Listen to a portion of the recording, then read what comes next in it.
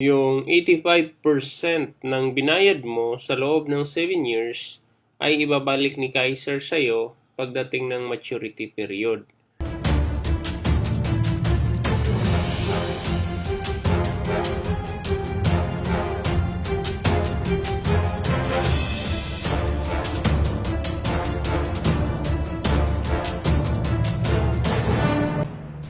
Ano nga ba yung mga benepisyo sa Kaiser International Health Group?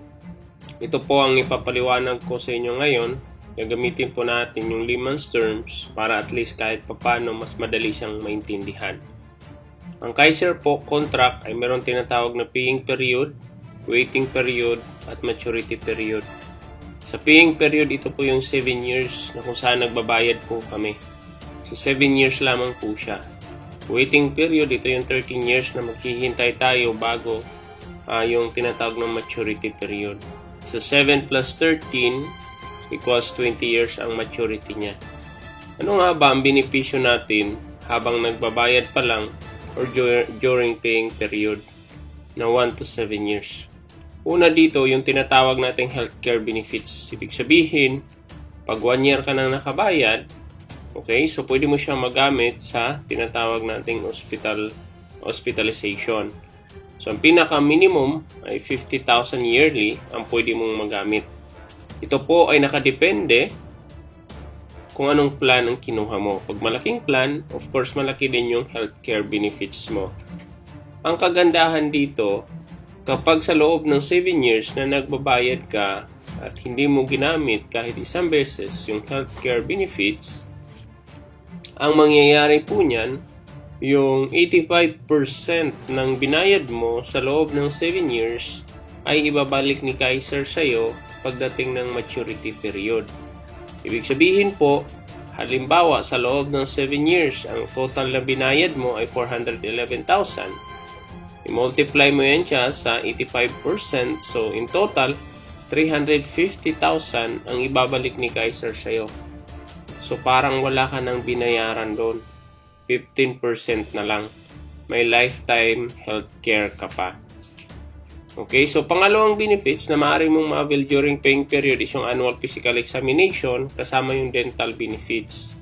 So every year during paying period sa pinakamalapit na ospital at accredited clinic ng Kaiser sa inyong probinsya, pwede po kayo magpa-schedule at ma-avail nyo po ito.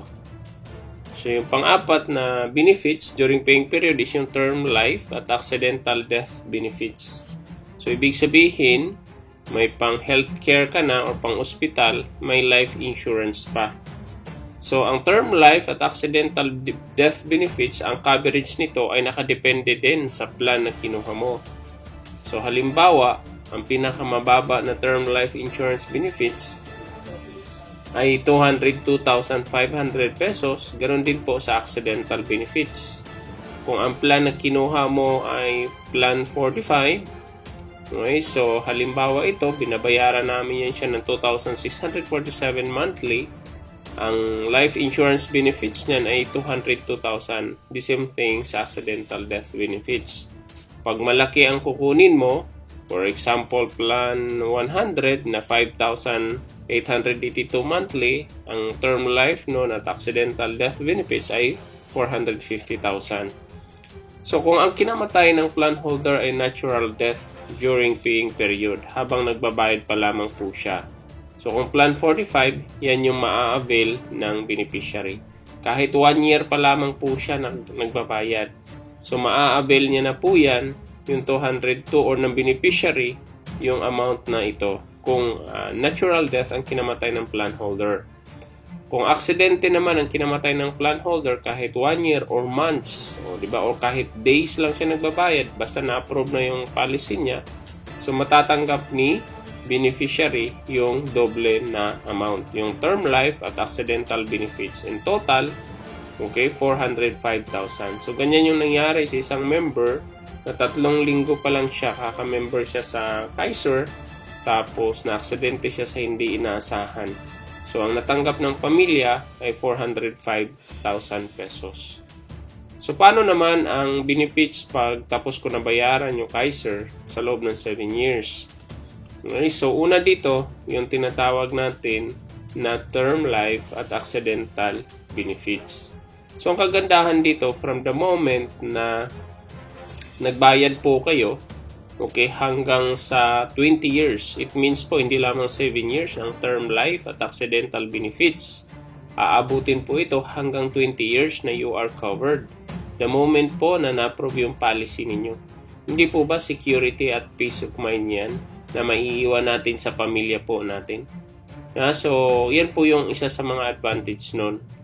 Okay, so in addition, yung tinatawag nating dreaded illness is covered na po. So, kahit terminal yung sakit ng isang plan holder or malalang sakit, ibig sabihin dreaded illness, ay covered na pagtapos mo na bayaran ang iyong Kaiser. So, pangatlo, yung sinasabi nating pre-existing is covered. Usually, sa mga insurance, kapag nag-apply ka at may sakit ka, hindi nila i-covered yun.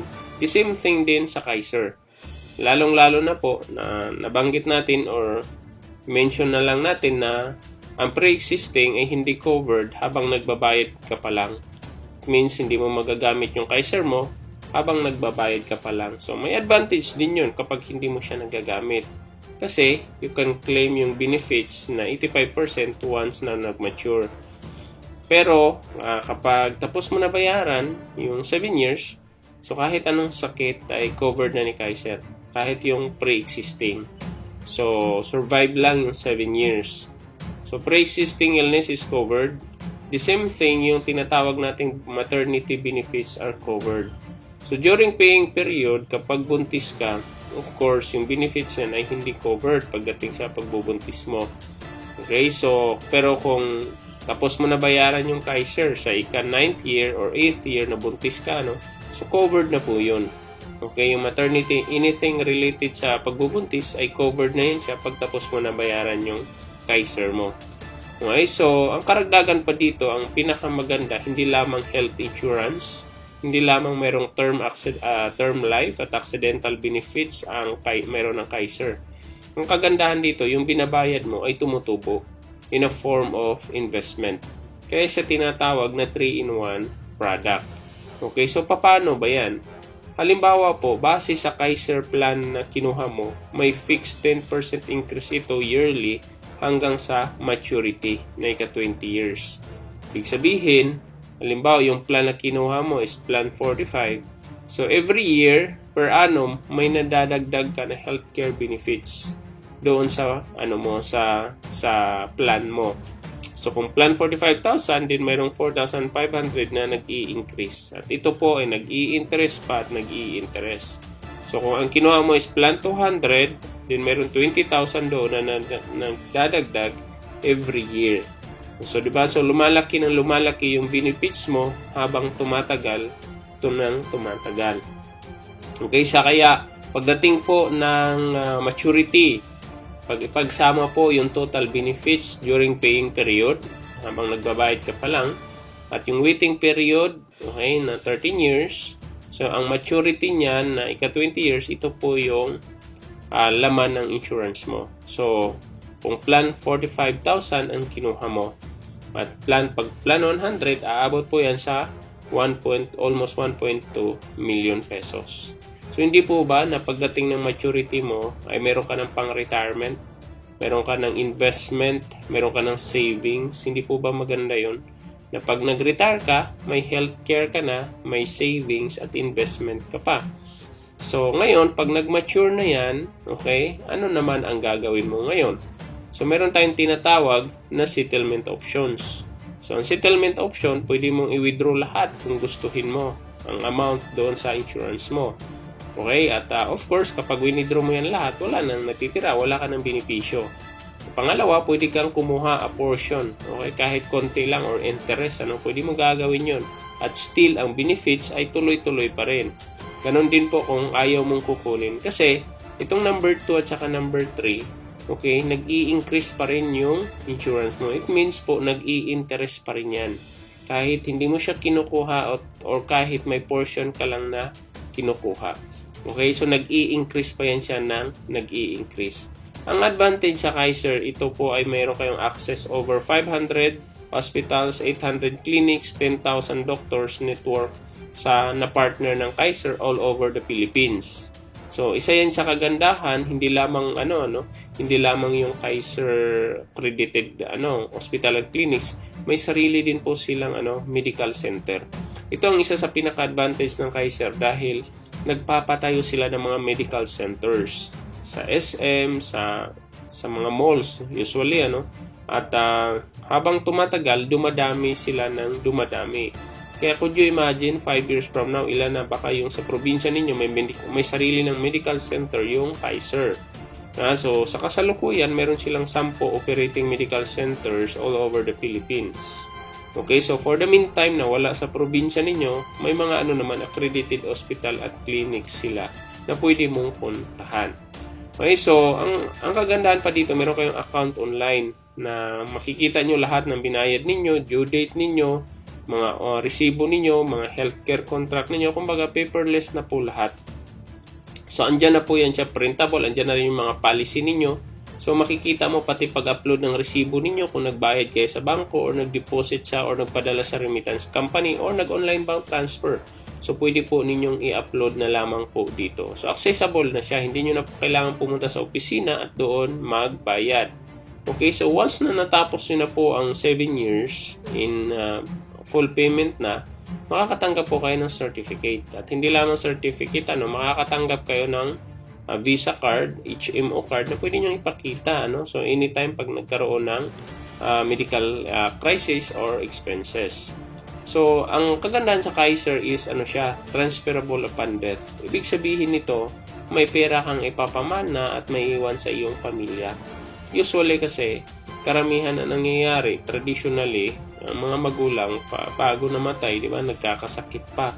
So ang pera or ang gastos madodoble na iiwanan sa pamilya. Kaya kung ikaw ay may Kaiser, may panggastos ka na sa ospital, may funeral expenses ka pa. At the same time, may maiiwan na kahit papaanong pera sa iyong pamilya. So yan po yung kagandahan. Ang Kaiser is a savings for your long-term healthcare. Ang tanong, magkano naman yun? Okay, so depende yan sa edad mo. So kung ikaw ay 10 years old hanggang 40 years old, so ang minimum na pwede mong ma-avail is 2,647. Yun yung pinakababa. So kung gusto mong mas malaki ang benepisyo, then lakihan mo yung plan na kukunin mo. Ngayon naman, kung ikaw ay 41 years old hanggang 50 years old, so ang limit sa'yo is nasa 3,529 pesos monthly, pataas na yon. Kung ikaw naman ay 51 to 60 years old, pwede nga po hanggang 60 and 6 months. So ang minimum na pwede nyo ma-avail is 4,412. So pili ka na lamang dyan hanggang sa pinakamataas. Pero yun yung minimum ninyo. Okay, so ngayon, ang mode of payment naman ay mayroong options. So pwede mong bayaran kaagad, one-time payment yung 7 years. O di kaya gusto mo mag-yearly ka lang, kasi pag yearly ka, discounted ka ng 2 months. 6 months, pwede mong bayaran, quarterly, o di kaya monthly. So, yan yung mga mode of payment mo sa loob ng 7 years. So, pumili ka lang. So, kung hindi mo kaya itong mga matataas, then pwede ka mag-monthly. Tapos, pag may pera ka na, pwede ka naman po mag-advance payment o di kaya mag-upgrade ng mode of payment para maka-avail ka ng discount na yearly. So, yan po yung mga choices ninyo. Ang kagandahan po sa Kaiser, mayroon silang tinatawag na grace period. So, ang grace period, halimbawa po, nawalan ako ng trabaho at wala na akong pambayad sa Kaiser. Okay, magdadalawang taon na akong hindi nakabayad. Ang Kaiser po, mayroon siyang grace period na 2 taon. Ibig sabihin, kapag hindi ka pa lumagpas ng 2 years na hindi nakabayad, then okay lamang po yun, pwede mo siyang ituloy. At yung pera na binayad mo, yung mga previous payment mo, andun pa rin yun, hindi yun mawawala. Pero kung 2 years na po talaga kayo na hindi nakabayad, ma-forfeit na po yun. Pero could you imagine, 2 years, mahaba na po yan. Diba? So, ang kagandahan din dito, meron siyang 30 days bago mag-lapse yung Kaiser mo. So, ang gagawin mo lang, pag nag-lapse, magbayad ka lang, hindi ka naman magmumulta, no? I-reinstate mo lang or i-redate. Diba? So, 300 pesos lang naman yung processing fee. Diba? So, para ma-activate yung status ng iyong Kaiser. So, ang tanong po, paano po mag-apply? So, i-click nyo lang ang link sa baba ng video na ito. Mayroon pong link dyan kung paano po kayo mag-apply. Mayroong quotation dyan kung magkano. So, pumili na lang kayo. At andyan na rin po ang proseso na pwede ninyong pagpipilian.